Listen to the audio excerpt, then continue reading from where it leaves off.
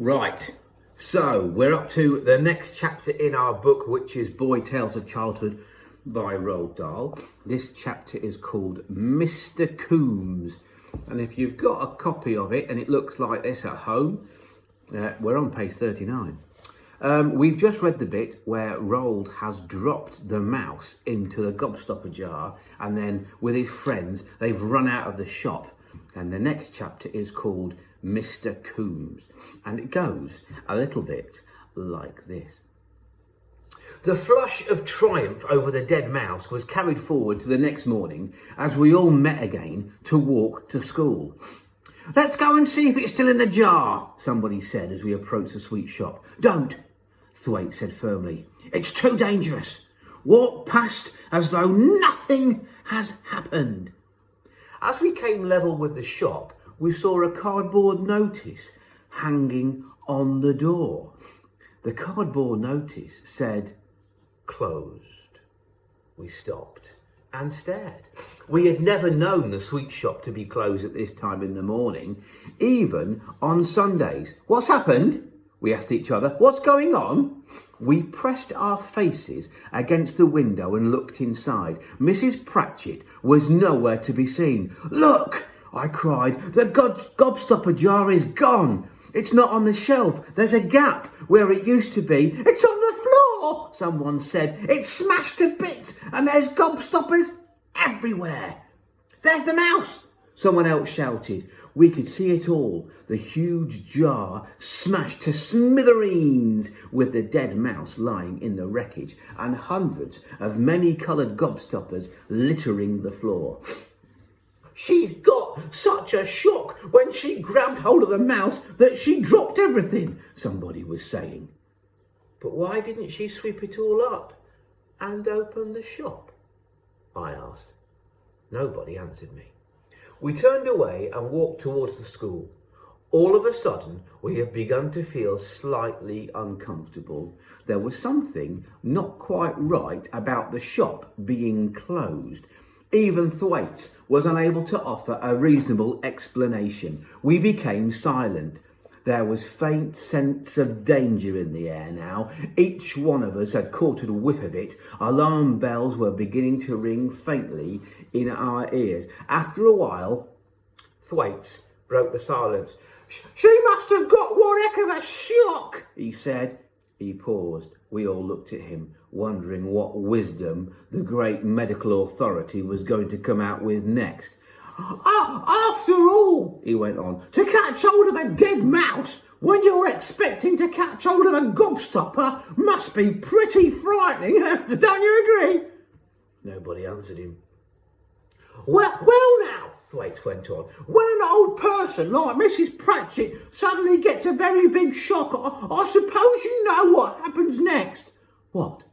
we said. What happens?" "You ask my father," Thwaites said. "He'll tell you." "You tell us," we said. "Well, it gives her a heart attack, doesn't it?" Thwaites announced. "Her heart stops beating and she's dead in 5 seconds.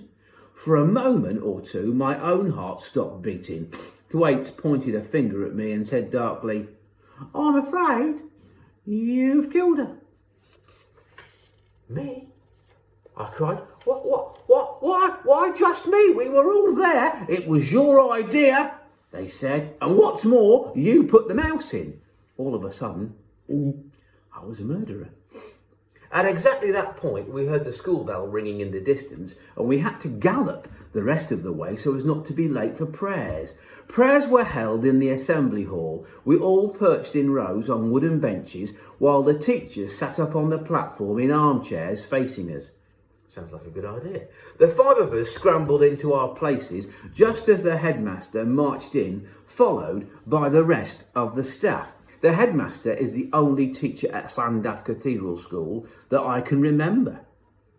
And for a reason that you will soon discover, I can remember him very clearly indeed. His name was Mr. Coombes, and I have a picture in my mind of a giant of a man with a face like a ham and a mass of rusty-coloured hair that sprouted in a tangle all over his head. All grown-ups appear as giants to small children, but headmasters and policemen are the biggest giants of all and acquire a marvellously exaggerated stature. It is possible that Mr. Coombes was a perfectly normal human being, but in my memory he was a giant, a tweed-suited giant who always wore a black gown over his tweeds and a waistcoat under his jacket. Mr. Coombes now proceeded to mumble through the same old prayers we had every day, but this morning, when the last Amen had been spoken, he did not turn and lead his group rapidly out of the hall. As usual, he remained standing before us, and it was clear he had an announcement to make. "The whole school is to go out and line up around the playground immediately," he said. "Leave your books behind, and no talking." Mr. Coombes was looking grim. His hammy pink face had taken on that dangerous scowl which only appeared when he was extremely cross and someone was for the high jump. I sat there small and frightened among the rows and rows of other boys, and to me at that moment the headmaster, with his black gown draped over his shoulders, was like a judge at a murder trial. "He's after the killer," Thwaites whispered to me. I began to shiver. I bet the police are here already," Thwaites went on, "and the police car is waiting outside."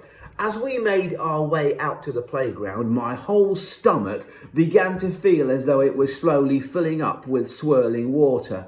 I'm only 8 years old," I told myself. "No little boy of 8 has ever murdered anyone. It's not possible, is it?"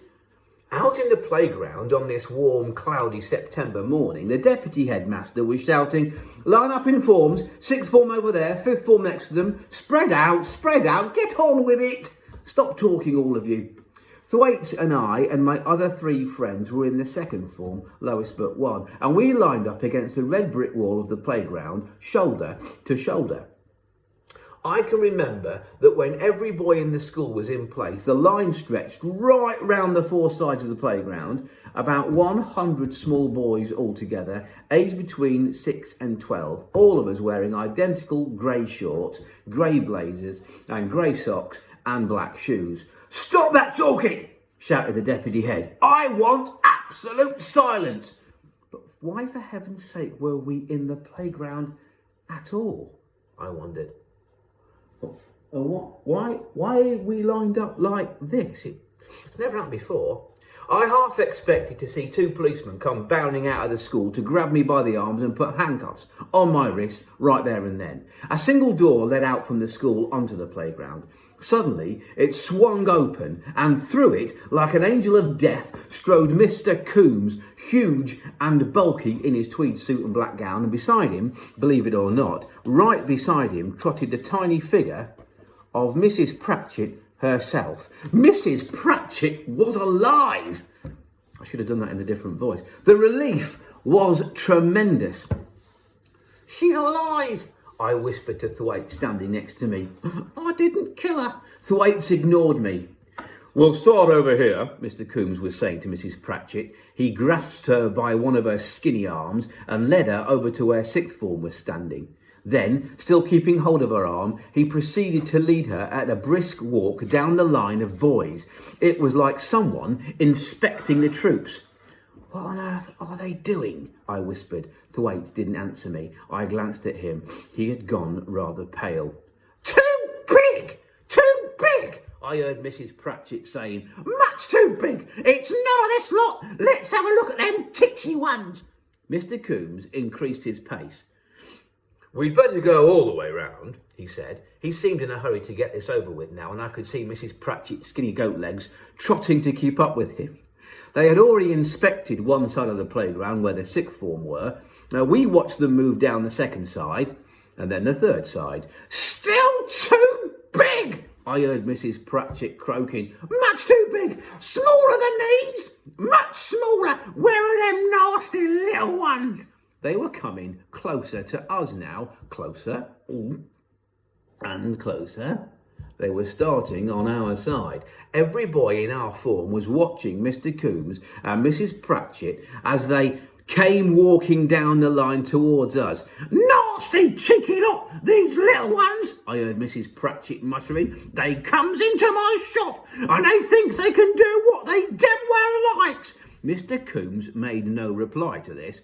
"They nick things when I'm not looking," she went on. "They put their grubby hands all over everything and they got no manners. I don't mind girls. I never have any trouble with girls, but boys is hideous and horrible. I don't have to tell you that, do I, headmaster, do I?" "These are the smaller ones," Mr. Coombes said. I could see Mrs. Pratchett's piggy little eyes staring hard at the face of each boy as she passed. Suddenly, she let out a high-pitched yell and pointed a dirty finger straight at Thwaites. "That's him!" she yelled. "That's one of them! I'd know him a mile away! Scummy little bounder!" The entire school turned to look at Thwaites. What have I done?" he stuttered, appealing to Mr. Coombes. "Shut up," said Mr. Coombes. Mrs. Pratchett's eyes flicked over and settled on my own face. I looked down and studied the black asphalt surface of the playground. "Here's another one!" I heard her yelling. "That one there!" She was pointing at me now. "You're quite sure?" Mr. Coombes cried. "Of course I'm sure," she said. "I never forget her face, least of all when they're as sly as that. Is one of them all right? There were 5 altogether. Now, where are them other 3? The other 3, as I very well knew, were coming up next. Mrs. Pratchett's face was glimmering with venom, and her eyes travelled beyond me down the line. "There they are!" she cried, stabbing the air with her finger. "Him and him and him. That's 5 of them all right. We don't need to look no farther than this, headmaster. They're all here, the daft, nasty, dirty little pigs. You've got their names." "I've got their names, Mrs. Pratchett," Mr. Coombes told her. "I'm much obliged to you." "And I'm much obliged to you, headmaster," she answered. As Mr. Coombes led her away across the playground, we could hear her saying, "Right in the jar of gobstoppers it was, a stinking dead mouse. I'll never forget it as long as I live." "You have my deepest sympathy," Mr. Coombes was muttering. "Talk about shocks," she went on. "When my fingers caught hold of that nasty, soggy, stinking dead mouse." Her voice trailed away as Mr. Coombes led her quickly through the door and into the school building. Uh-oh. I wonder what's going to happen next. Well, I'll tell you there's one way to find out. We'll read it next time. The next chapter is called Mrs. Pratchett's Revenge. And there's a massive drawing, I don't know if you can see, there's a massive drawing of what looks like a walking stick. But actually is a cane. And if you're not sure what they used canes for in the olden days, you can ask somebody in your family. Maybe I think your parents would be too young. Maybe it would have to be a grandparent, someone older. They might remember what they used the canes for at school when they were children. Anyway, we'll read that next time. Have a good half term, and we'll continue with our story after the break. Bye-bye.